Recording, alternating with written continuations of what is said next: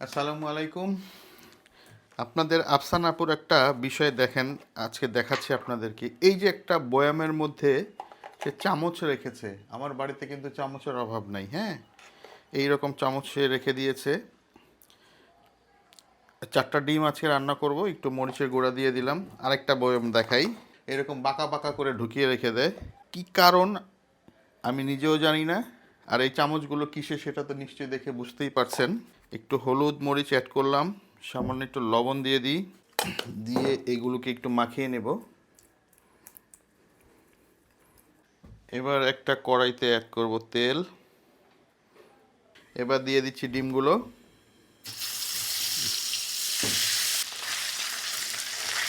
কষ্ট করে হলুদ মরিচ দিয়ে মাখিয়ে লাভ কী হলো, রং কিন্তু আসে নাই।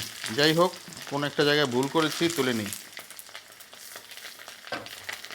এবার এর মধ্যে কিছু গরম মশলা দিয়ে দিব, খুব অল্প, 2টা এলাচ, 3টা লবঙ্গ এবং ছোট্ট 3 টুকরা দারচিনি, সাথে একটা তেজপাতা, পুড়ে যাবে জানি।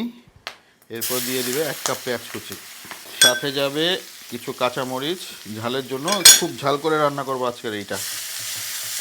এটাকে ঢেকে রান্না করব, পেঁয়াজটা যেন খুব তাড়াতাড়ি নরম হয়ে যায়, এগুলো আবার ব্রাউন করা যাবে না।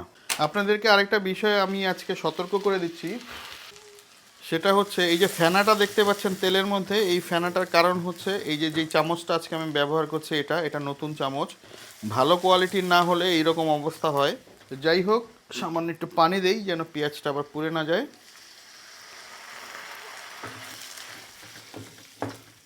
এরপর বেশ কিছু মশলা দিব।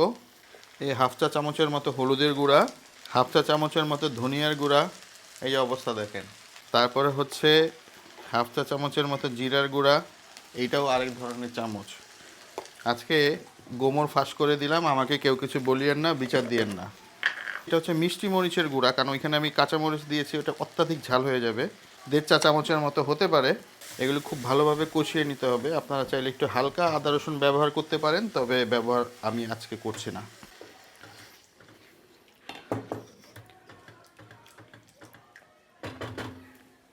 আচ্ছা, এই যে প্লাস্টিকের চামচ দিয়ে কাজ করছি, এতে ফেনা বের হয়েছে, এই ক্ষেত্রে যদি আমার তথ্যটা ভুল হয়ে থাকে তাহলে কমেন্টে জানাবেন।